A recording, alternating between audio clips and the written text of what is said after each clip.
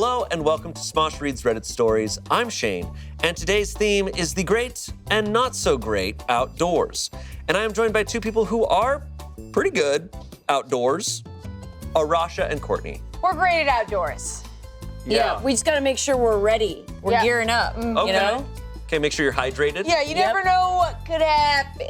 Yes, you gotta be prepared when you go outside. That's true. You're probably wondering why our set is so dressed up and why we are so dressed up for the outdoors. And that is because this episode is sponsored by Columbia Sportswear. And we look great. Look at us, head to toe. Yeah. Amazing, amazing. That wear. bandana's awesome. Literally, this bandana, you can wash it a bunch of times and it still will deter mosquitoes. That's incredible. I love that. Better that than having to spray a bunch of mosquito spray All right, on. quit bugging me.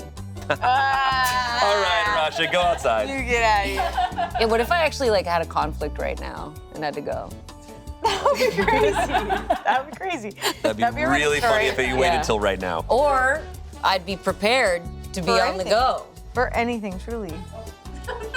Okay, All right. now I'm ready. Are we ready for our first outdoor story? This is a rock. Yeah? Let's go. I actually am obsessed with this. Don't let our other poof know that I love this thing. Okay, here we go. Our first story comes from Am I the Asshole? Am I the asshole for sleeping outdoors in my yard? My neighbors are bothered by it.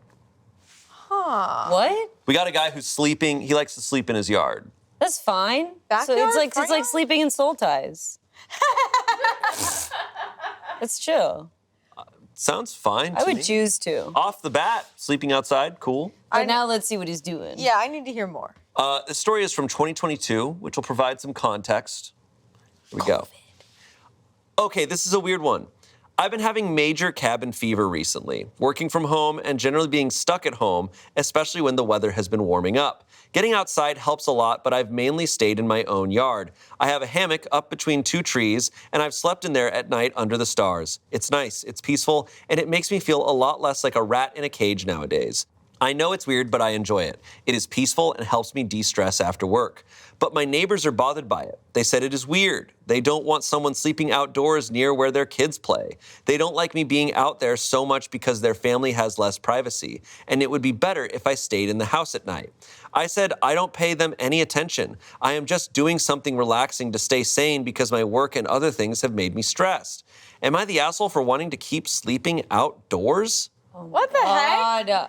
Does being outside after a certain hour make him a complete stranger to the neighborhood? Wait, yeah. Like what? Like they feel safe? Like what? No, this is actually what's wrong with the world, is people can't just mind their own business, and they have to be like, oh, well, I know that you're doing what you're choosing to do, but it actually is affecting me, so I'm Right. bothered by it. Yeah. And they're worried about the privacy of their home because he's outside, because kids are playing outside in the night. Yeah. Right. And he's on a hammock. You literally can't look scary on a hammock. You can't look scary. You become like, you look like a banana. Truly. A hammock is also such a disadvantageous place to be.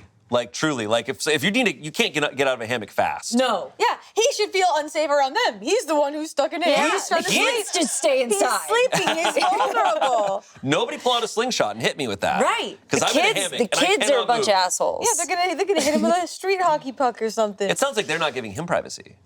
They're the ones paying attention to him in his hammock. Yeah. And what he's saying is so valid. Like cabin fever, especially at that time. Like, Yeah. I feel like I actually think about this. Like literally last night, actually, I was like around a bunch of people, and I just was like, wow, I have actually really missed being in a room with this many people. Like I was able to like go back into the mindset of what I had when it was like 2020 or 2021 and just wishing that we could have that again. And so back in 2022, I can totally understand him just wanting to be outside and embrace that. A fun fact that our producers put in, we apparently have a crew member who slept in a tent on their porch every night for 5 years. Was it Who? Scott? Over the time working at Smosh, I've known many people who've like slept outside or like didn't wear shoes for years or something Yeah. like that. It's a very film crew thing to do. You're so Like, right. No, film crew. You'll talk to a guy who's a crew member on a set, and he'll be like, "Yeah, I haven't drank water in 5 years." Yeah, it's like, yeah. How are you walking around? They're like, "I don't know, man." I don't know. Like that's just how it is. Oh my goodness. yeah. Like Amanda and Angela's grip guys. Yeah. Like it's real. They're just like, "Oh yeah, I haven't eaten food in a week." Yeah. And I'm fine. Like I bet we could ask any of our camera guys or sound people here, and it'd be like, "Could you sleep outside for a week?" And they'd be like, "Oh yeah, it's easy." I think I could, but it's just a matter of like feeling safe. Like Sure. I love that you feel safe on your porch outside at night. That's so great for you. Yeah. Yeah. Right. Okay. I just went there. Okay, the verdict was not the asshole, but there were a lot of requests for more info, which I think is always fair. This is a small amount of info here. Yeah. All we have is this guy sleeps in a hammock. Naked. And it's yes. Imagine. No, there are added details that could be given. Or it could be like if there's a pattern, if he's like been weird around the neighborhood or something. That's like, what I was wondering there's too. plenty of things. Like, why would but they not feel safe with him there? Yeah. on its own, you're not the asshole for sleeping in a hammock in your front yard. You are allowed to do that. But You if are you're- allowed to do that. Some comments. Is sleeping outside in a hammock the new doing meth in an alley? Like, what is that reasoning? Not the asshole. 26,000 upvotes. Right. This story prompted a lot of info questions. Someone said, info, is it a shared yard or is it yours and they can just see you from their yard? That is fair. Can I have a shitty MS Paint drawing of the layout of your backyard where the hammock is and where the neighbor's windows are? Yeah, no. Lastly, someone said, is there a fence or other barrier between your yard and theirs? See, I think this is his backyard. I think it says yard. It doesn't say front yard or backyard. I don't know. There's a large difference between those two. Yeah. I think they're so. both. You're still allowed. Yeah, but because like it I've does seen hammocks change. in front yards before. Yeah. He made it sound like it was his personal yard, and it was at least picket fence or something was in between them. That's what it sounded like to me in the story. It's at least the vibe I get. That's what I picture. Yeah. Someone says, not the asshole. They need to get over themselves. You're in your own backyard, and while it may be uncommon behavior, you're not doing anything wrong. If they want more privacy, they can put up a fence, plant trees, close their blinds/curtains, whatever. It's on them. My response is based on the assumption that you have your own backyard that's separate from your neighbor's property. Lastly, someone said, info. How close is the hammock to their house? I could kind of sympathize if the kids are seeing a stranger like right across from/beneath their window. If I were a kid, that would make me paranoid that I was being watched or that he'd creep up on me. You're probably not the asshole either way, but if the hammock is on your property but feet away from their living room, it's not unreasonable that they feel intruded upon. Wow. I think there's a lot of details that if like we saw this hammock, I maybe would feel different. Yeah, so when my mom was once living in this like townhome type neighborhood, my window, I realized I could get out and like hang out on this cool roof area and like be outside by myself by a tree, like in the books, like I being a main character. And one night I decided to like be brave and go do it. And as soon as I went out there, I looked to my right and saw that the person next door's window was like right there too. And it was another teenage girl and she looked terrified at me. And I was like, oh, okay, this is not the situation I thought it was. And I never went out there again because I didn't want to scare people, you know? Yeah. So yeah, it's like, yeah, even if my window was above someone who was just always right there outside, I would be a little anxious. Sure. Yeah. So I understand that. But if he's saying it's truly he's just going out there to sleep and nothing else, I don't know. Yeah, I think the context is important. The way that they put it definitely made me side with them a little bit, at least in just being like, oh yeah, Of course. if the kids are scared, then it's like, it makes sense. You don't want a stranger right outside the Yeah. window. Maybe it feels like there has to be a compromise. Like there has to be some sort of like, is there a place where you can go that is almost not as maybe open or conspicuous? Are you able to move your hammock at all? Move Yeah. the trees? That's if we saw this and we saw that it was right up next to their yard or Yeah. something. Yeah. But face value reading this, I'm like, yeah. He's like, allowed. Yeah. people do this and it's okay. Yeah. You're Well, also- allowed to be in your own backyard at any time, technically. Right. I think also one of the first things that you said too is like if they really don't know him, like they are neighbors, have they ever interacted? Is there an ability to just kind of be like, oh, we know each other, so now I know the man that's sleeping in his own backyard? Right. There's a lot of questions to be asked. And Yeah. we don't have any answers. There's no update. Oh, Sorry. Do not throw that at Dang. me. Where is he sleeping? I won't though. That's too big. What? Where is the guy sleeping then? The hammock. For the last 3 years? Yeah. I hope he's living his best life. I hope so too. Me too. If he deserves it. You know? Yeah, Just like yeah, yeah. anybody. That's a good caveat. I hope he's living his best life. Unless If they earned it. If they Yeah, deserved it. if he earned it, if he earned it. Today's Reddit Stories is brought to you by Columbia Sportswear. Look, we all know that having the right gear can make or break your day. That's true for work, your home, and especially the outdoors. Nature can be tough, unpredictable, and extreme, but Columbia Sportswear knows that, and that's why their outdoor gear is engineered for whatever. When I was younger, my brother and I were hiking a mountain and got lost off trail. We hiked a total of 20 miles that day. It was awful. But despite getting lost, the biggest issue was that we were not wearing the proper shoes. And you know what happens when you don't have the right shoes on when coming down a mountain? You slide. Not a ha-ha-wee slide, but an oh shit, the rocks are coming with me slide. And let me tell you, that can tear you up. Having the right gear for the right environment is huge for me. Now, if I had some hiking shoes from Columbia Sportswear, this could have been a whole different story. Columbia's OmniMax is their most advanced cushioning, stability, and traction system that combines to deliver versatile, lightweight, high-performance comfort for all-day adventures on variable terrain. I still may have gotten lost, but I wouldn't have been so torn up from stumbling down the mountain. The outdoors are unpredictable, but with Columbia Sportswear, you can find the right equipment to tackle anything Mother Nature throws at you. To see more of their quality gear, some of the things you've seen on our set, and more, check out Columbia.com. Now, back to the show. Our next story. Am I the asshole for leaving my family on Mother's Day to go camping by myself? Oh. I have a husband and 2 teenage sons. Every Mother's Day morning, they ask me what I want to do. They don't make any plans ahead of time, and then they expect me to come up with something last minute. It's not like I don't give them hints or suggestions ahead of time. They just don't seem to want to bother with it.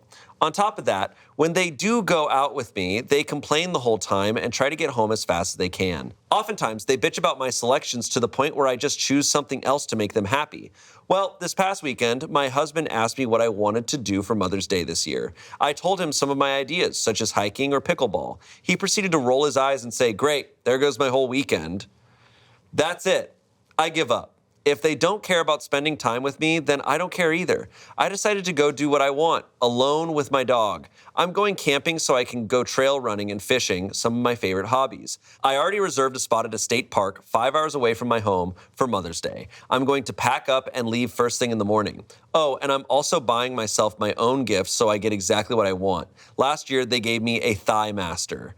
I told my youngest son about going camping solo, and he was very excited that he won't have to do anything this weekend. Then he told my husband my plans, and he got pretty angry at me. He shut down and has been giving me the silent treatment since, stomping around the house sulking.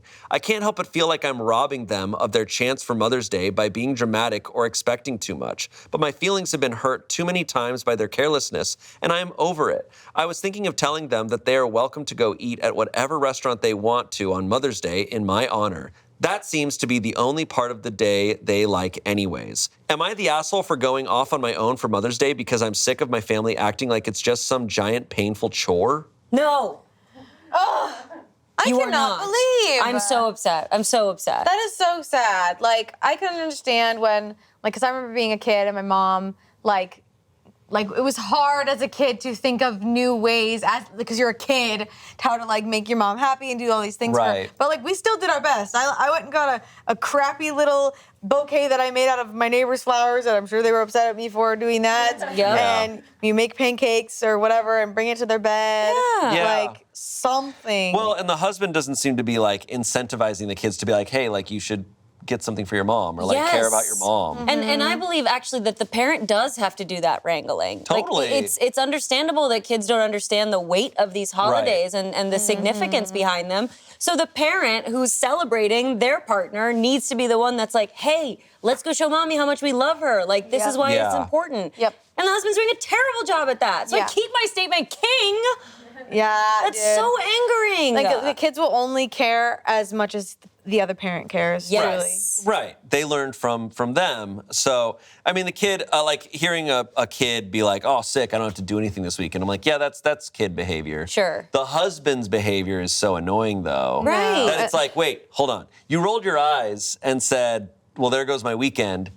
But now you're upset when she goes and lets you have your weekend. And really sorry, jealous. and silent treatment? Yeah, like, what? Yeah, come on, man. Come on. on. What is where like double standard or something? Right. Like I don't understand how they're mad. I think they're jealous that she picked this amazing weekend for herself. 100%. Yeah, I don't know. No. It's like But like you're married, you have children, and you're truly acting like a child. Yeah. Rolling your Yeah. eyes, having it's the also silent like she's treatment. picking like fun shit to do. Sounds amazing. Going with her Yeah. dog. Yes. It's like, oh, I'm sorry, going camping or playing With your pickleball? dog? That sounds like a fun weekend. That sounds like what people do Right. for fun on the weekend. And then And- you're saying, there goes my weekend? What are you going to do? And she is supplying the options, the suggestions. She has plenty of selections, and they're just annoyed at all of them. Like, I feel like I can see that picture too of her being like, "Well, what if we went here?" And they were like, "No." Like, Yeah.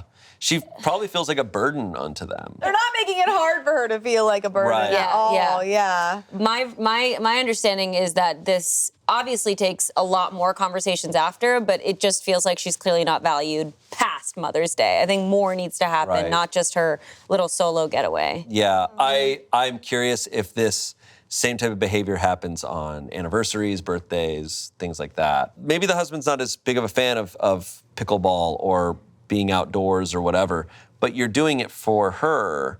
Right. I saw this on TikTok recently where, like, I know it's a TikTok. Wait, but I think I know what you're gonna say, but where keep it's saying it. like, let's bring back doing things that inconvenience you because you're showing up for someone. Yeah, Yes. you don't feel like going out, but it's your close friend's birthday. Show up. Yeah. Just like it's like, Yeah. why are we? They're not asking that much. It's like, play pickleball. It's like celebrate me as a mother for one day. Yeah. But you're so right in that like we've lost the plot by being like self-care, do what's good for you. And it's like, well, yes, but at the same time, we also exist to lend each other favors, help each other out. Like that feels like humanity.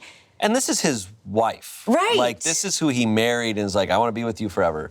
And it's like, this is not asking that much. It's like, go No. outside with your wife. She said, hang out with me a little. And That's they all said, "Ugh." all she's asking for is quality time. And to be fair, she's not even making demands. The only reason she came up with these ideas is because they won't come up with anything themselves. Right. She's saying she's open to anything. Oh. So all they have to do is literally anything with her. And that's the biggest thing is it's like just show that you care a little bit. Like even when they go down for whatever, you know, like that's nice that you're open-minded to lots of things, but also just show that you care about what's going on. Yeah. You know? Yeah, It that breaks you- my heart. That you've listened to their hobbies, that you've listened to them talk about what Yeah. they enjoy doing, and then you make something for that. And yet she's like taking it to an online poll to be like, am I wrong? When it Yeah. seems so obvious to us. That's always the most devastating. It's really sad when she has the bar so low and they're not even meeting that. right. The verdict is not the asshole. Comments, you are not the asshole, and I am sure you deserve some peace and quiet. 4,000 upvotes. Someone said, not the asshole, of course. It's your day. Make it what you want. But I get the impression that you're married to a well poisoner. Your husband sounds like a real peach. Is he always this d***ish? I respectfully put forth that your husband is the asshole and that he's turned your sons into assholes. You may have time to save the sons from the influence of old paps, but maybe you're just over it. In which case, warn them that girls they want to date may not be so accommodating of their behavior like you are to their dad's behavior. And if they want to practice some love and empathy, now would be a great time to build up those habits. Someone said, I hope OP has a wonderful time camping and hanging out with their pup. The dog sounds like better company than the kids and partner. Someone said, I've been solo camping on Mother's Day weekend the past 4 years. It's glorious. Lastly, someone said, excuse me, a thigh master? Not the asshole. Yeah, that's just weird. Yeah, We need to that's get a back weird there. gift. Really weird. That's a weird Mother's Day gift. Isn't there an episode of Malcolm in the Middle where for Mother's Day she just wants to be left alone? Makes Big time. sense. Some people want that. Yeah. And she's taking the day for herself, for them to be upset. Honestly, you know why they might be a little upset? Because she's not going to be around to take care of their sorrows. Yes. And that just inconveniences them. Oh, I hate this family. I hate this. Well, no update on that one. I wish I could go hiking with a dog and camping with a dog. Yeah. That sounds so fun. Pup over paps. Nice. Nice. Our next story, I need urgent help. And it comes from the subreddit Buffalo and also best of Redditor updates. Whoa. So buckle up. Whoa. Bring out the mosquito spray. They can't Now- get near you. You're right. Now, I at first assumed the subreddit Buffalo meant, oh, this person needs urgent help, and there might be a buffalo. With their pet buffalo. Like My a buffalo is bison. very sick. But they're in Buffalo, New York? They're in Buffalo, New York. Great. No bison They're anywhere covered nearby. in buffalo sauce. Okay.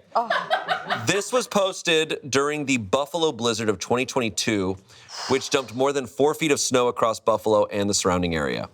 So they write, my brother got stuck in his car since the afternoon. He gives the address. He says he is running out of gas. We tried our best to reach out to the fire department, police, and tow companies, but didn't get any help yet. Please, someone help me. Any help/suggestion would be really appreciated.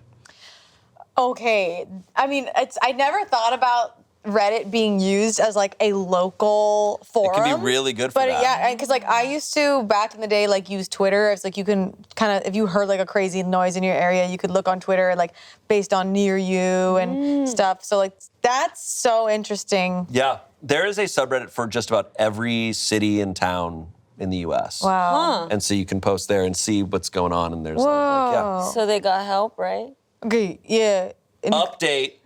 So who's the asshole? Yeah. The car. The snow. Buffalo, New York. The snow. All right. This was posted 1 day later in the Buffalo subreddit. 1 day? 1 day later from a different user. Story time saved someone from being stuck in the snow. Hooray! Woohoo! We've trimmed this story down a little bit for time. Okay. It's a big boy. Oh boy. Saw another post on here saying someone was stuck on Genesee Street near Crab Apples. That's definitely what things are called over in Buffalo, New York. God. Well, I think to myself, hey, I only live about half a mile from there. I bet I could help this person and make the decision to go. He's been stuck there all day and his clothes got wet from the snow trying to leave, so I knew he was in need of help. So I'm getting myself ready. I grab what little gas I have. I grab some food and water in case he needs any, and some new warm clothes and a blanket for him. Then I gear myself up. I put on some thick hiking socks, sweatpants, a backpack to carry my gear, puffy snow pants, a white tee, 2 sweaters, a jacket, a high-vis vest, thick leather winter gloves, insulated winter muck boots, a headband, and a motorcycle helmet to try and combat the snow and wind.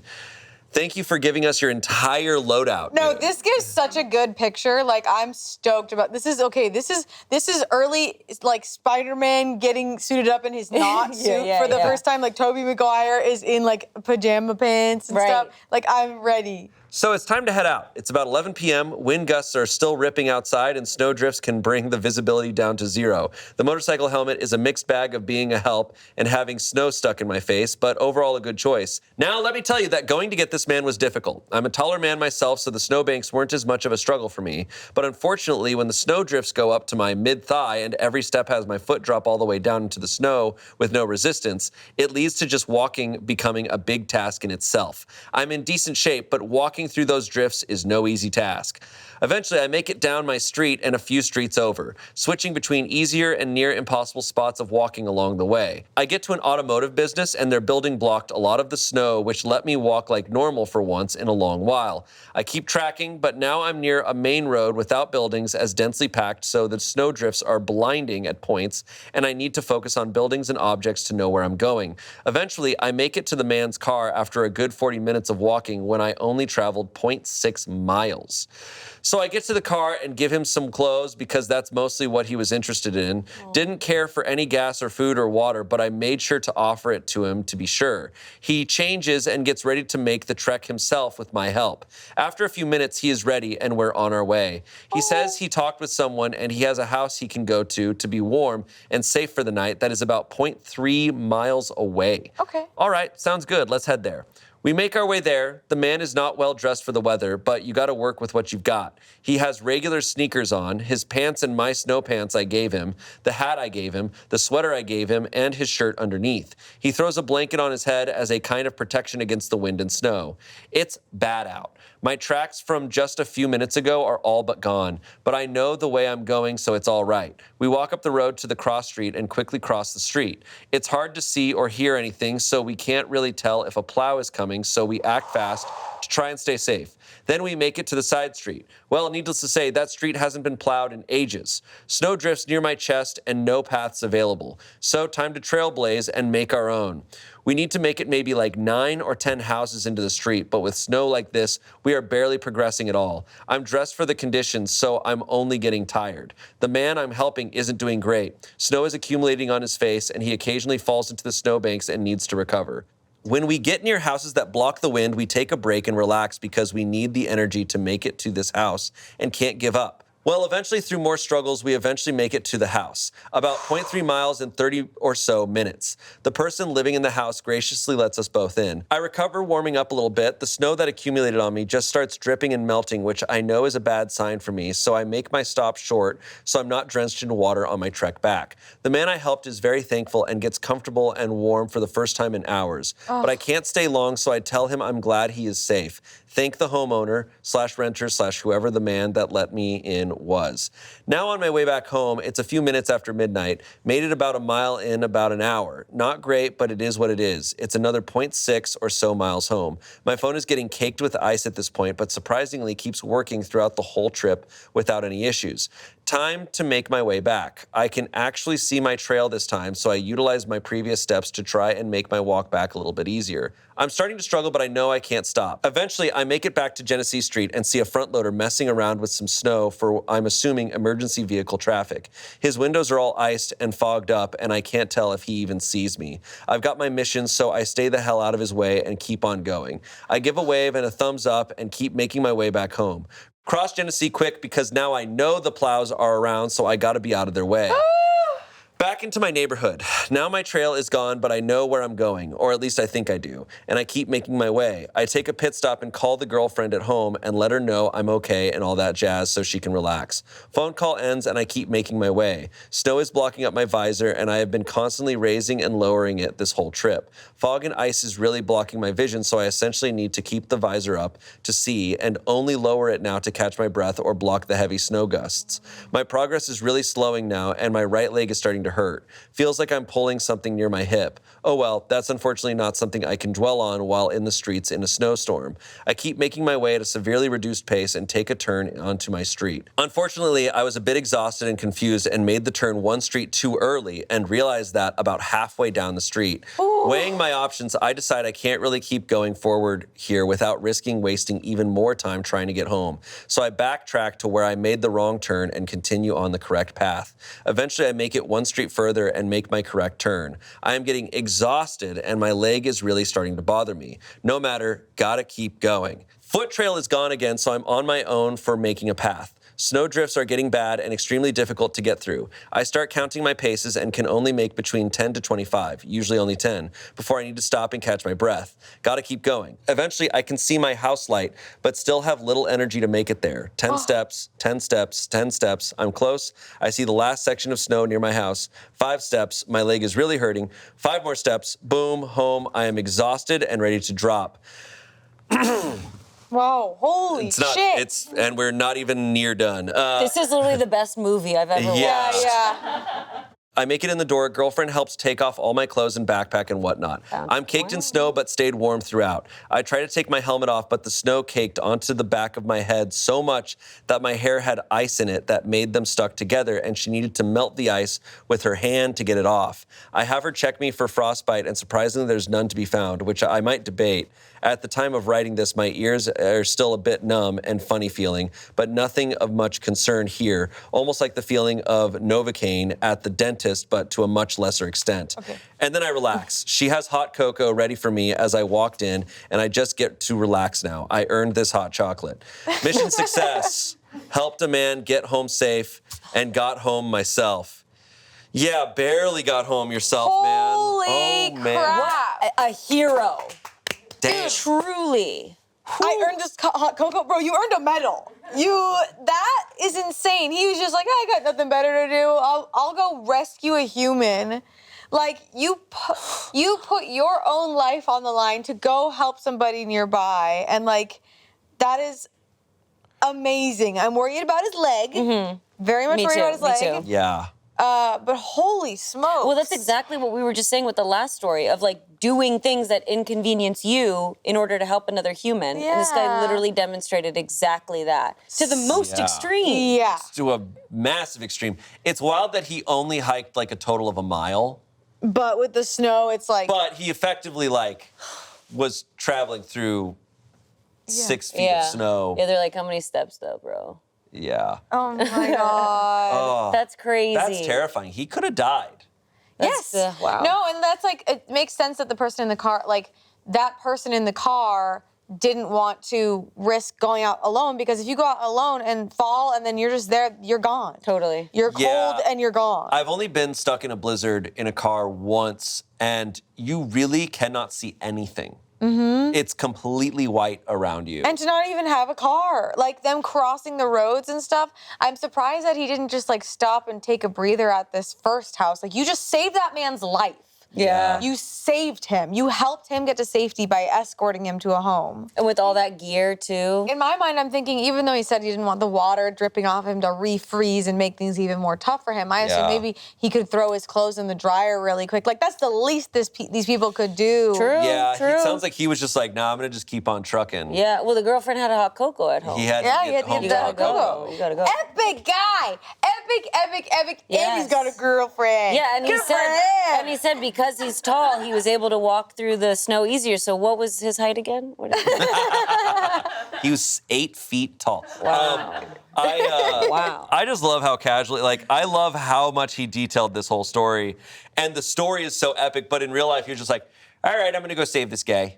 Yeah. All right, I'll see you later. What's that one book where the guy that they made into a movie where he lives in a bus in the wild? Is it just called Wild? Oh, Into the Wild? Into the Dr. Wild. Seuss? It varies. Yeah. No. Not Dr. Seuss. That's the last Oh, one I the read. places you'll go? Yeah. That's the last one you read. No, but like people really underestimate the cold, and they underestimate how dangerous things Yeah. like this, especially Buffalo, New York. It gets cold there. Wow, yeah. It gets really cold, and during a blizzard, no less. Awful. Wow. Seriously. Update number 2. Let's go. It's the leg. This is from the guy who posted about his brother getting stuck.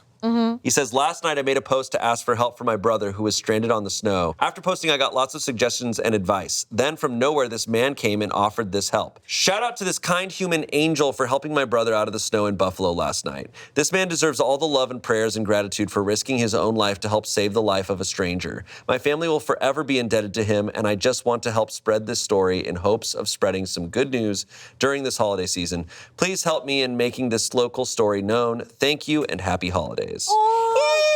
And then the guy posts again. He's just like, by the way, I'm Santa. By the way, that helmet was actually a sleigh helmet for space. For space? Santa's in space. Yeah. Santa goes to It's space? to fly so high. I never pictured Santa in space. You know what? Yes, and. But it's dark. It looks like space. I forgot there's pine cones here. No, my pine Yeah, now we're laughing at you, hit Shane. the pine cone. It's at night. It looks like space. No, it's space. Santa's in space. We all know this. What have I done? We have one comment. That guy told a heck of a compelling story. I was actually getting really worried and had to tell myself that he must have survived if he's been able to write and post the comment. Yes. Very that. I was People like, wait a minute. really leave comments. They're like, did you die? I'm like, Yeah. is he like hiding under a rock right now, posting on Reddit? and The he still has girlfriend, more? though, she's like, POV, you're my boyfriend that Oh my god! died. Oh my Russia! god! Sorry. I still have hot He cocoa. did it. He did great. Yeah, True hero, suiting up. That sounds so freaking awesome. it's hot. Yeah. No, if you needed to get into those types of conditions, you definitely need to suit up. Which brings me to Colombia. Hey, there it is. Yeah, hell yeah. Hey again, Shane here. These have been some wild stories. I'm still blown away by the fact that OP was able to help and assist that one user's brother during a literal blizzard. I can't begin to imagine what that must have been like. It takes a lot of courage to brave harsh and unpredictable conditions. And I know for me, whenever I'm facing the unpredictability of the outdoors, having the right gear helps me feel a little more at ease. And gear from Colombia is engineered for whatever. As someone who is familiar with snow, keeping dry and warm are both equally important, which is why when I'm looking at winter attire, I look to Colombia's gear with Omni Heat technology to stay warm and pieces that have some of their Omni Tech waterproofing to stay dry. Colombia knows nature isn't as perfect and predictable as a lot of outdoor ads suggest. It's not perfect lighting, perfect conditions, and perfectly serious faces. The outdoors is full of imperfections and uncertainty, just as we've seen in our stories today. But you can meet nature at its level thanks to the quality gear from Columbia Sportswear. If you're looking for outdoor gear that protects and performs no matter what the conditions, head to Columbia.com and check out what they have to offer. Now, back to the show. Our next story comes from Am I the Asshole? Am I the asshole for playing music over my Bluetooth speaker on a public hiking trail? Yes. Oh, there's always that one. Okay. I'm gonna say before we get into it, I'm never a fan of like, it's not my vibe. When I'm hiking, I want to be in nature and hear nature. I also understand there are people that love to play music and that's their thing, but like, I don't know. Yeah. It takes me out of it when someone hikes by and they're blasting music. Yeah. I'm just like, oh man. I feel like we're really good at finding hikes where like we hardly ever come across another person, but we have taken ones where it's like more popular or like later in the day, and then you'll see a group where they got the Bluetooth speaker, like all this stuff, and like they're there to like have a very different experience than what we're gonna have. Which, don't get me wrong, is a vibe, but this almost in contrast to our first story with the yard. It feels like that isn't necessarily personal property. That's shared environment. Mutual space, yeah. So I feel as though like consideration of others comes into play with that. But you know, I guess there's a lot we need to learn. And to be fair, like people will have a Bluetooth speaker or they'll be blasting music, but it doesn't take getting that far away from to where you don't hear it that much. Yeah. Anymore. So I don't know. Unless you're like awkwardly like 50 feet behind them. Then you kind of like pace differently. Right. Let's see what's going on here. Now, when it's at the Grove, turn it off. Someone says, where to begin with this? I guess I need to say up front, I'm not an outdoors type person, but I was sort of excited to go on a hike yesterday. We were in San Diego for the 4th of July, and my cousin said it would be really fun if me and my friends went on a hike while she, cousin, had to work. We went to a place called Cowles Mountain, which I guess is about 45 minutes away from the hotel downtown. When we got there, it was pretty crowded, and we saw a group of guys coming down who were just blasting rap music. I was like, wow, that would be an awesome way to not get bored on the hike, so I went back to my car and got my Bluetooth speaker from my pack and hit my favorite playlist. Most people didn't seem to mind, but I did notice that we started to get occasional dirty looks. But finally, one person stopped me and told me it was incredibly rude to play music out loud and that I should be using headphones. I told her that I was playing music for our group, and she basically said that it's still very rude and against the rules, but she kept walking. We decided we just weren't going to make it to the top, so we stopped at a kind of flat spot and sat down for a while, and this is when things actually got kind of scary. This guy and his girlfriend came up to us and said again that I should be using headphones. I told her that we were in a group. She said that it didn't matter. Most people were trying to enjoy quiet nature. I told her that it's public land. She said, if you weren't such an ignorant... Hold on. I told her that it's public land. She said, if you weren't such an ignorant fat you would have noticed the sign at the bottom that said no speakers. Oh. I basically shut down because I'm not good at confrontation, but my friend asked her if she wanted to repeat herself. So the girlfriend called her a fat as well, and her boyfriend had to drag her away. Oh. She was so upset. I didn't want any more hassle, so I turned off the speaker and they walked away, but the girl was just glaring at us, and I was actually scared that they would slash my tires or something at the bottom. I have been reliving the confrontation over and over again and didn't sleep last night. I admit to being fully ignorant because I don't do a lot of outdoor stuff, but was that really a big deal? I mean, at least one other group we saw was doing it, so I can't be that out of touch. All I was trying to do was make it a little more enjoyable and really meant no offense. I posted this on another sub and was referenced here, so I'm a little scared just because of the title, but please be honest with me. Was I doing something wrong? Well, dang. So you were doing something wrong because the hike says no speakers and you had speakers. So you were doing something wrong. I'm curious about this though, because is that a law that you can actually have? I know that like there's laws where keep your dog on a leash because that's like a legal liability issue. I think with Bluetooth speakers, it's like you can't create noise in a public space that is over a certain decibel because that's a public disturbance. But I'm actually curious about this sign and like if it was actually there. And, like, because that's, like, something, if it's a public park, like a public trail, or, like, you know, unless it's a private trail, you can't really have rules like that, I'm pretty sure. I would argue that I think they can have rules like that with public parks. With public parks? Yeah, like the park itself has these rules, right? Like, interesting. Because there is a lot of like disturbing nature, like loud noises can disrupt, like for birds and for animals and things like that. Now when you say that, now it's also they're saying for fellow hikers, but at the end of the day, there's a sign there. Yeah. I also like look. My personal opinion has always been I've never been a fan of it. Like, that's my own personal take. Yeah. But if there is So there are... There is a sign that says no amplified music, and there is like... No amplified music. So on this trail, there is a legitimate sign that says this. So you're in the wrong. Like you are in the wrong, and it's like, now, having said that, I don't think no matter how wrong someone is, you call someone a fat bitch, you're also in the wrong. Right. Like you are. Jesus Christ. That is taking it to a massively. Yeah. No, because you have to, like, that's just being a bad person. Like, Right. if you see someone doing something that's against the rules, likely they don't know or didn't see a sign. So you go, hey, I'm so sorry. Don't know if you saw this, but there's a sign down there that says this. It's important to follow these rules. Otherwise, it makes it shitty for everyone. Or like just because she has the gall to say that. She has the gall to say it in a different way. Like, yeah. So the verdict was asshole. And I will say a lot of what they're writing is what makes that verdict. Because here they are writing it. They're admitting, yes, there was a sign. Yeah. I didn't see the sign. I was ignorant to it. But then they're going on to be like, well, some other people were doing it too. Like, am I in the wrong for playing music? Like, yeah, you're in the wrong. You are admitting. Yeah, you are the asshole in this situation. You're not an asshole as a whole person. No, you know? no, like, and you're an asshole. You were ignorant. You were ignorant to the sign. You didn't. If we're to trust you that you didn't see the sign, very possible. We don't all read the signs as we go to places, whatever. When the first confrontation happened and this person said it's against the rules, and I like rolled my eyes because I'm like, sometimes it just sounds like, okay, so a Karen is trying to have authority over you and make you believe it's a rule. But now I know that it's a rule. That's wild. It depends. I mean, I feel like different trails probably have different rules. And it's just a rule I never worried about because I've never done that. We don't do that. So like, I don't think about it, but it's a rule there. All this person had to do was say, there's a sign at the beginning of the trail. They added a couple more flavor words in there that made them an asshole too.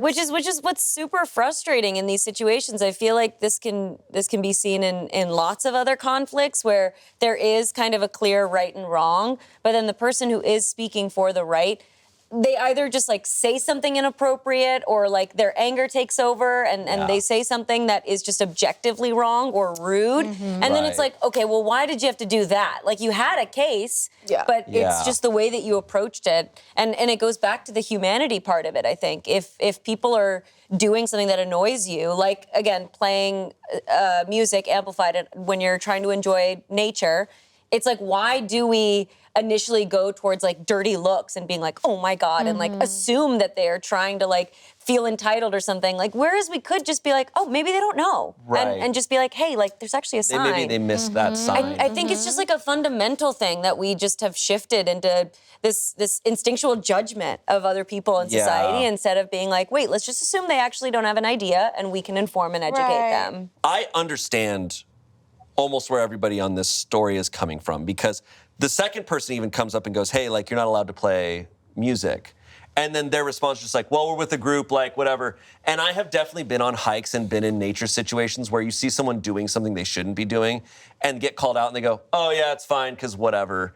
And you're just like, God, I hate you so much. Like, oh, like, you don't care. And your judgment goes to, oh, they know this is wrong and they don't give a shit. But then there's the flip side of, it sucks so much when you're ignorant to the fact that you're breaking the rules and you truly don't know. Yeah. You truly don't know you're breaking the rules and someone calls you out. And no matter how politely someone calls you out, when you're doing something wrong and you get called out on it, it sucks. Yeah. It sucks a lot when they go, hey, you're not supposed to be doing that. And you go, oh, I'm so sorry. Oh my God. Oh, you assumed that I was doing this maliciously. I wasn't. I just didn't know. Totally. So I understand where all this is coming from, but I'm like, why did you get on Reddit and write this story when you literally are laying out that, yeah, you played amplified music when you knew you weren't, when you now know you weren't supposed to be. Like there isn't another society rule that is going to excuse your behavior because the sign itself, like the facts are there. But I also get that it's a shock to be called something horrible. Absolutely. And that is a shocking thing. No one deserves to be called that. No, absolutely not.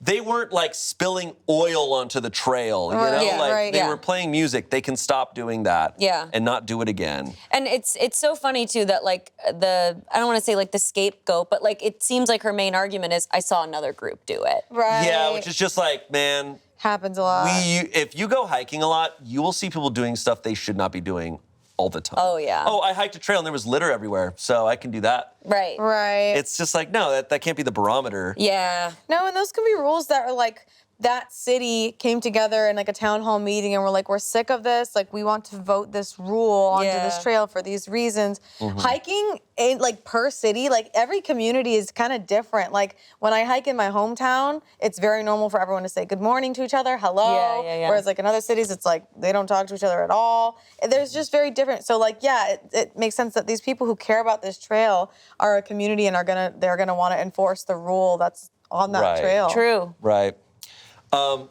Yeah, the verdict, asshole. Comments, you're the asshole. I almost went with everyone sucks here because I completely disagree with her calling you a fat.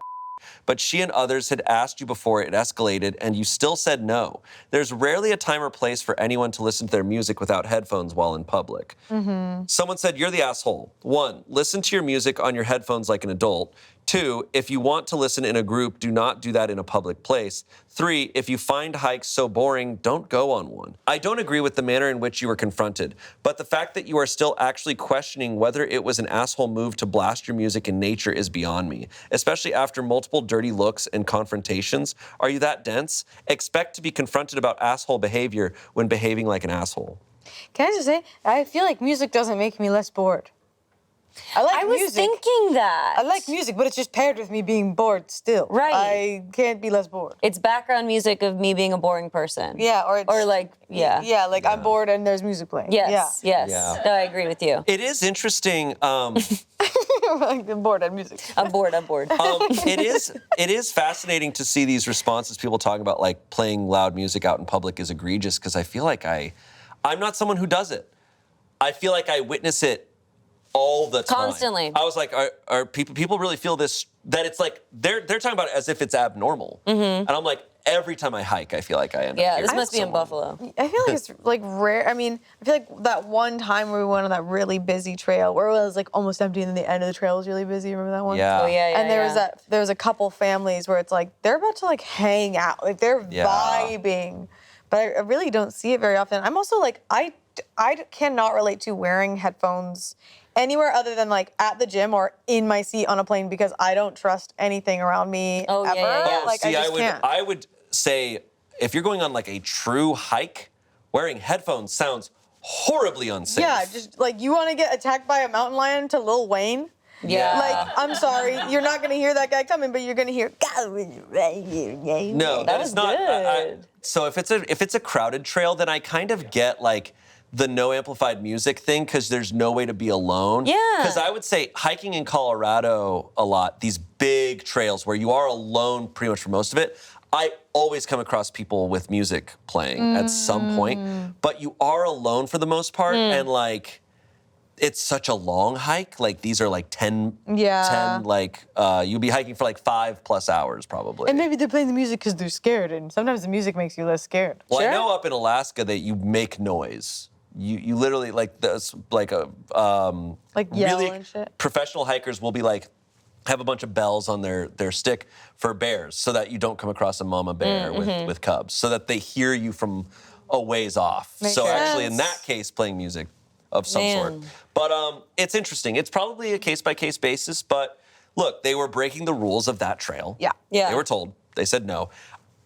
What pushes me into saying you're the asshole is because you wrote this post and you're still not going, oh yeah, my bad. Yeah. If they wrote this post being like, hey, here's this thing that I did, my bad. Yeah, no, I'd be like, yeah, you're bad, whatever, who cares? Don't do it, like, don't do it next time. Yeah. That's all it has you to couldn't, be. If this happened to me, you couldn't waterboard that story out of me. No, Seriously. I feel I'd so feel much shame. horrible.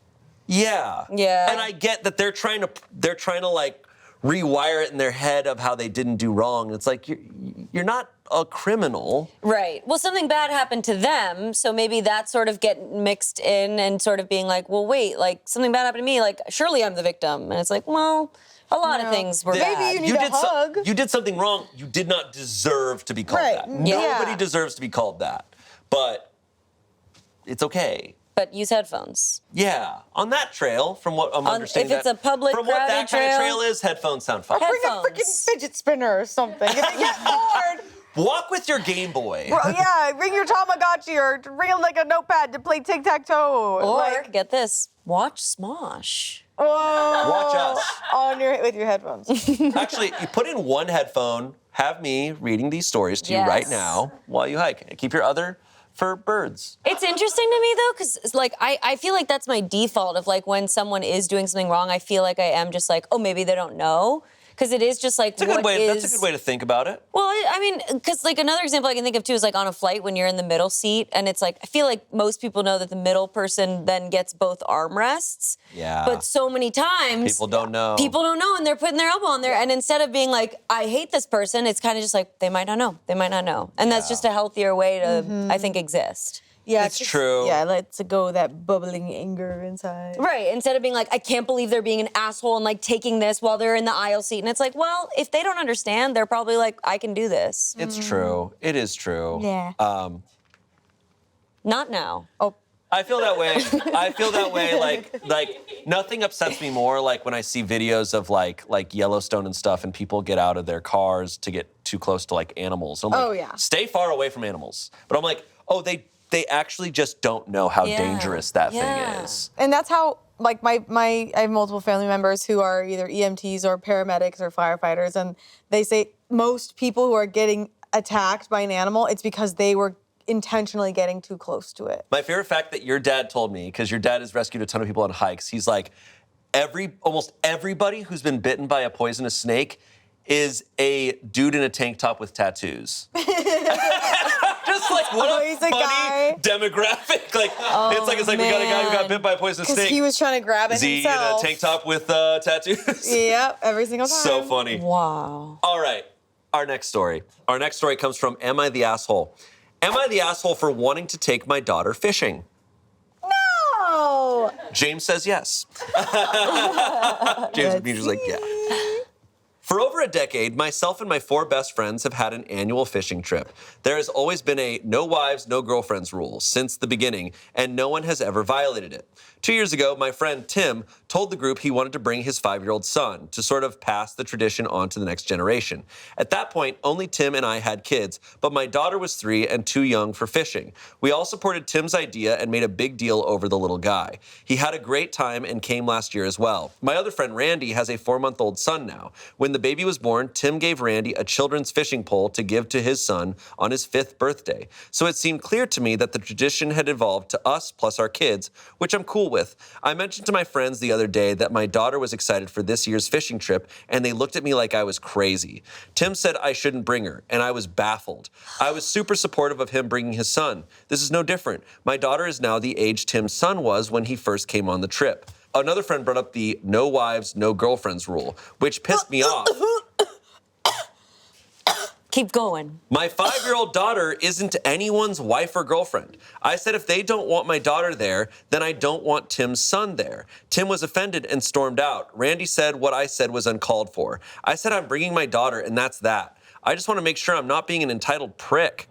Am I the asshole? What in the heck is that? Ew! Yeah, that's making me mad again. Icky. Boring. Play some Yeah. music, you're so boring. Yeah, and Randy, just kidding, I'm not going to attack him on his name. But I'm mad. That sucks. That's so sad. Like, open up the tradition. It's family. I know. Someone's excited. I just imagine OP2 being like, oh, like my daughter's 3, like soon enough. And he just like So kept sad. that excitement in there. I'm like, these are 5-year-old kids.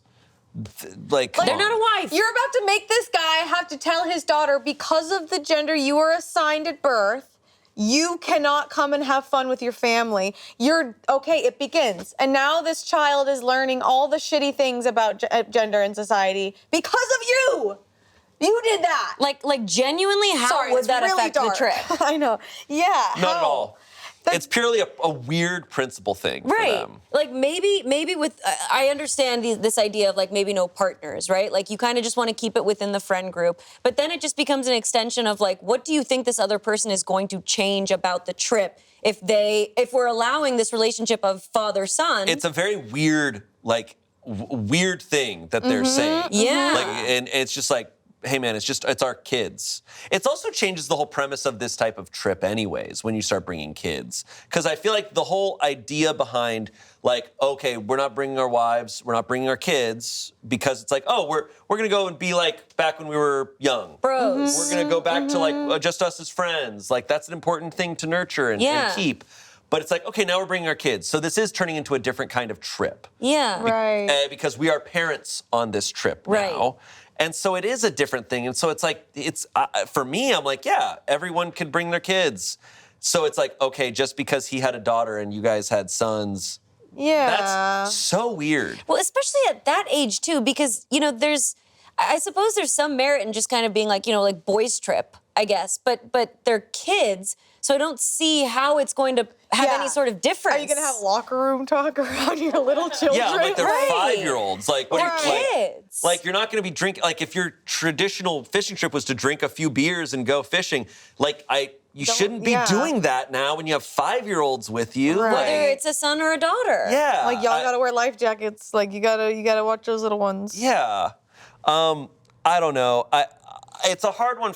I mean, it's not a hard one, but it's like, I can't relate to this story kind of at all because I've also never really experienced like having like, oh, boys' night, whatever, because living out here, they're just, growing up, my best friends have always been like women, or my friend groups have always been a combination. Yeah. So there's never been like boys' night, girls' night. Like I've told you many times, I'm like, that idea is ridiculous. I'm like, so many of my friends are women, so I can't do that. Right. Like, I've never had interest in that. And then, you know, my brothers and I go on trips all the time where it's like, oh, it's just us as brothers. But if we did this, like, they also all of them have daughters, so it's like, it's not something I can relate to. Yeah, but also your brothers are all open-minded, and I've heard them talk about opening it up to just anybody. Yeah. Like, it's just, I think it's, you guys got to draw a line of what this trip is. I think you bring up, like, the best point, which is this was for you guys to go and be brothers and be young and have time to just be that, but now the trip is changing. You guys are parents on a fishing trip, teaching your children to fish and stuff. Like, it's just different. Yeah. Totally different. If the objective at first was like, let's not have any, you know, responsibilities or have to cater to anybody, i.e. maybe wives and girlfriends, then kids shouldn't be allowed, period. Yeah, you definitely have to cater to a kid. You have to. You have to be responsible. I think you have to, like, feed them. I don't know. Right. But the same amount of responsibility towards your son is going to be the same amount towards your daughter. And assuming that a daughter is going to change the trip is where the problem is. I think it's, these friends are being really weird, and all he needs to do is go, why? Because they're weird by going, no friends, no wives, no girlfriends. Like, yeah, ew. man, I'm following that rule. Like, explain further why you think it's weird. Yeah. You know, it's just, it's weird. It's a weird thing.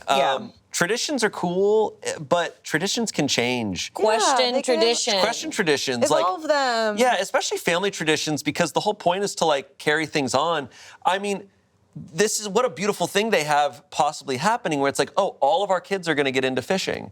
Right. Like, it's a blessing. that's a cool your thing, and we get kid's to bring all excited our about families something. on. Like, you're cutting off one person from this, and you'll probably just lose him entirely by doing this, instead of just easily going, oh yeah, absolutely, so cool. For the sake of ritual. Yeah.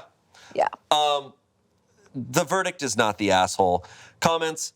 OP, please hold your ground on this with your friends. I was your daughter in this situation when I was young. I wasn't allowed to go on the annual hunting trip because all of my dad's friends had sons, and I was the only girl. He never fought for me to go on the trip, no matter how much I begged to go. Keep fighting for her because she will remember. Someone said, not the asshole. If I were you, I'd ditch their trip and take your daughter on a fishing trip one-on-one. Clearly, when they said no wives, no girlfriends, they meant no females. Really lame that they, as fathers themselves, aren't more understanding and supportive of your wanting to bring your daughter. Lastly, someone said, not the asshole. All kids are shit at fishing, so it won't make a difference if you bring your daughter. It's either just the dads or dads plus kids. This is the thing that changes the dynamic most. I can't see how the gender of the children makes a difference, but if they subscribe to the idea that women are something to be escaped from, they sound like horrible people. Wow, well said. That is nailing it. Well said, yeah, because this daughter, her gender means nothing to her. She's just excited to go frickin' fishing. She's like, I can't wait to be with my boys. She's just like, I can't wait for fish. But they're assuming like, oh wait, once you get a girl involved in the mix, that's gonna add all these different things. She's gonna scare the fish away with her little high voice. Okay, Randy. Okay, Randy. Update. I sent this post to my friends, and we talked some more. They ended up apologizing. Let's go. Daughter is definitely coming on the trip. Yeah. I know many people assume that my friends are sexist and horrible, but they're really not. They were just worried that with my daughter, we would have to stay at a hotel instead of the usual cabin and not be able to do as many activities. But I assured them my daughter can sleep without air conditioning as easily as Tim's son, and they are going to be the ones having trouble keeping up with her 5-year-old energy. Everyone apologized for bringing up the no wives, no girlfriends rule and agreed that was a shitty thing to say. It's all good now. Thank you for your support. Okay, girl. So funny. I think they were backpedaling a little bit with the whole, but we just thought it was because the AC, like whatever. not the For sure. Whatever. For but sure. I'm so glad they changed their perspective. Truthfully, I feel like I am so forgiving to when people are just able to accept feedback in that way and just be like, oh, shoot, you're right. Like, Yeah. great, I'm not mad anymore. Yeah. It's also like if we're open-minded, like so many traditions, so many things, like so much logic that we have on a daily basis, we go, yeah, this thing, and they go, oh, well, that's kind of sexist. It's like, you know what it is. Yeah. And I didn't consider that. And it just it's takes like, one you just person. change that. Like, just to go, oh, why was I thinking that? Oh, totally. because society told me that my whole life. Right. And I just assumed all these things. Yeah. There's this like misplaced meaning on time, right? Yeah. Like just because it's been around, like historically we've always done this, so we have to keep it going just like this. Yeah. And it's like, no, everything else is evolving, so we should also develop. The trees evolve, animals evolve, nature evolves, clothing evolves, Columbia. Randy's still here. I also just, any form, Onward. something that blows my mind is any form of gatekeeping, where it's like, oh, this person or that child or anyone is interested in the thing that we love?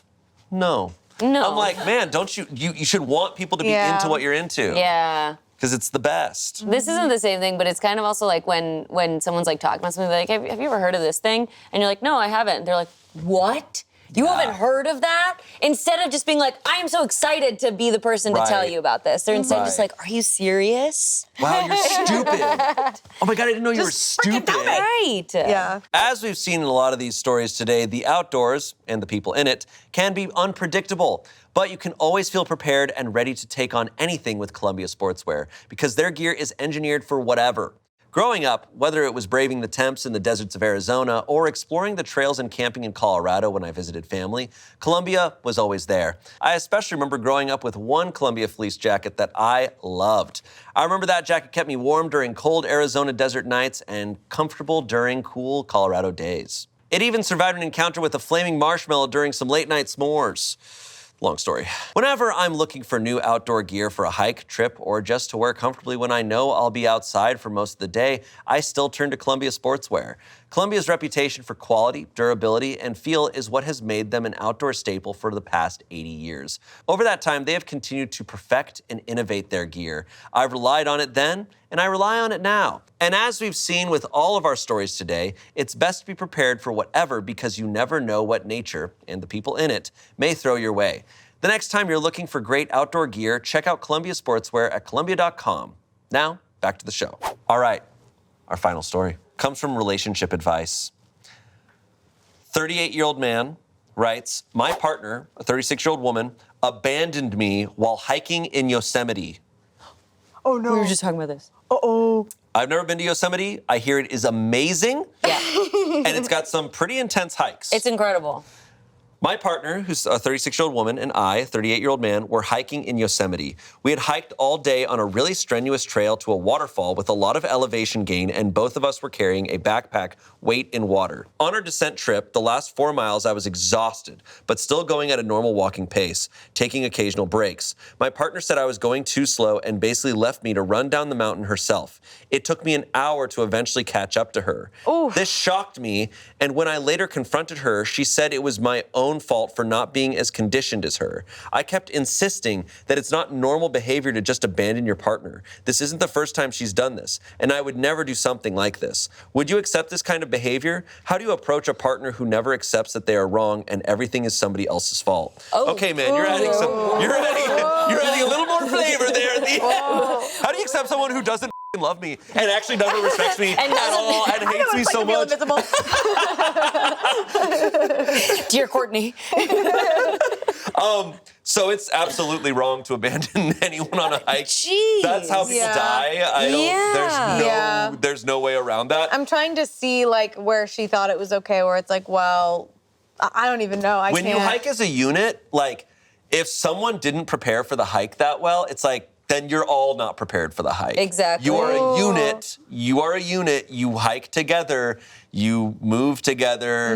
If one person's slow, then you're all slow. Sorry. And I just feel as though that's what partners would do for each Right. There's other. the added layer that they are, like, in a relationship. Right. So there's more layers of, like, you should have each other's back. Right, because then it's just like, well, what if he like tripped and fell and now he's limping? Is she also like, ew, and walking Right. forward? Yeah. Or is she like, oh shoot, like let's help and Yeah, make sure we're truly. both okay? He makes it down the mountain. She's like, oh, crap, you made it. Like, I thought you were going to die. Well, clearly other conflict is bleeding into this, which is probably why she was like, I'm out. And he was like, well, what the heck? Like, I just think this is a whole mess. No, it's one of those Reddit stories where you read it and you go, buddy, you wrote this and you're not, you know the answer to what's going on. Yeah, I think my mind went to like, oh, if it's a common trail that you've been on before, like that kind of stuff maybe isn't as big of a deal. If you like, know you're if gonna it's- see them at the bottom, but Yosemite's intense. yeah, and that's what I'm saying is like when you took me on that one trail in the big forest near Pasadena or whatever, like if I had left or like if you had left me, I literally know. Like no way. It's 4 Right. miles. Yeah. Even though we know the trail we went up it, we're going back Right. down. I don't know it. I don't. And Yeah. so it's just anything can happen in the wild.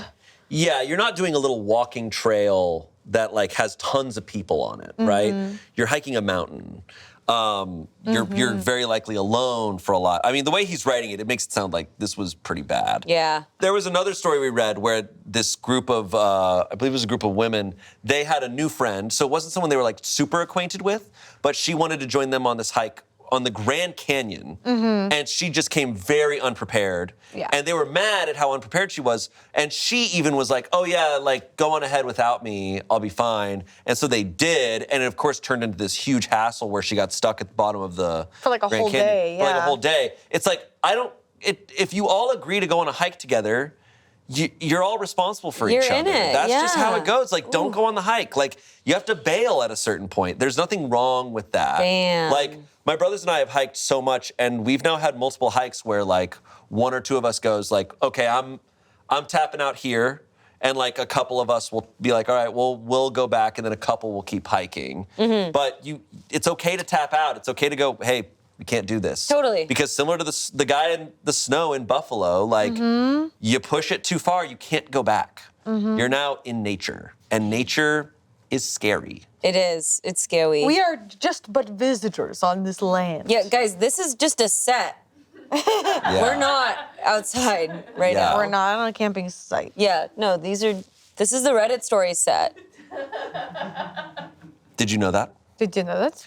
We have some comments here. Wait, so it was a difficult trail, and you were obviously getting really tired, and it was just the two of you? That's incredibly dangerous. What if you weren't just exhausted because of walking, but something was wrong? You cannot ever leave someone by themselves on a mountain trail. Fast walkers or no man or woman is left behind. When I was younger and much faster than my parents and grandfather, we walked a massive mountain in Norway. Me and my dad up front, my mom a couple of 100 feet behind us. My grandfather was supposed to be with my mom. However, when my mom reached me and my dad, we stopped every once in a while to wait up. My grandfather had fallen behind. My dad started tracking back up the mountain to find him and thankfully found him alive. If it wasn't for a sweet couple of strangers figuring out he was diabetic and his blood sugar was low, they wouldn't have been able to force feed him sugar and he would have died trying to get to us. It was a harsh lesson. No man or woman gets left behind, ever, especially not your partner. Yeah. It's true. Also, my brother, I've told this story before, but my brother and I got lost hiking down a mountain and we went off trail. And I very quickly started to realize like the scariest aspects of being stuck out in the middle of nowhere. And it was no longer bears or wolves or anything like that. I'm like, what if I break my ankle out here? And I'm like, what if I hurt myself and I can't move anymore? Yeah. And I'm like, and I'm stuck The longer here. you're there, the more likely something like that's to It's happen. just like you need other people around, Yeah. or else you're screwed. It's so irresponsible, and I can't fathom. No your matter life who, I partner is can't- unwell. I'm going to leave you alone. Yeah. Like, Oh, you look like you're really struggling and having a hard time. I'll let Good nature luck. have fun. Right. survival of the fittest. Yeah. But so true as well that like, yeah, you're right. Even if it were your enemy, like the right thing to do is still like, all right, I'm still waiting. Like it's incredibly dangerous. Dude. Come on. Not proper hiking etiquette at all. No. And I would know, because look at me. Look at how I'm dressed. Look at this ranger. But you actually do hike a lot. You have hiked so many things and hiked a lot I love of hiking. things. I've also made a lot of mistakes that I have learned from in hiking. Put your food up in a tree so bears don't come to your camp. Oh, yeah. Have had that happen. That was awful. And I've gotten lost. Don't ever go off trail. Yeah, ever. dude. Two What else? insane experiences I've Yeah. had. Wow. One time when I was on a hike, I found a really good hill, and I was like, wouldn't it be nice if I rolled down this hill? And I rolled down the hill, and I was wearing jeans, and then there was loose barbed wire in the brush, and I got barbed wire all up on my jeans. Good thing you were wearing jeans at least. I'm lucky I was in jeans, and the barbed wire didn't hurt me, but luckily there's lots of great clothes out there for hiking, like the ones on your little body. Yeah. Look, when I cuff them, they're reflective Whoa! for things at night. I was High gonna vis. Guess I have to cuff them, huh? Guess you gotta. Wait, Yes, I and have those to. are good High vis. socks too. These are good socks. They're very And these comfy. are my socks. Whoa, good socks all this around. is my Look, I'm outfit. hiking, guys. I'm hiking. These shoes are actually so comfortable. Don't forget to stretch. Yeah. Thank you both for being here with me today outside. I love touching grass with you, Shane. And you too. And you too. No, it's fine. Yeah. Arasha, thanks for also being here. Story of my life. Hey, you look so good in your clothes. Stop. It's Columbia. It's Columbia. Columbia. Thank you for watching this video, and thank you to Columbia Sportswear for sponsoring this video. If you see anything that I'm wearing or on this set that you like, you can go check it out at Columbia.com. See you next Saturday. Bye.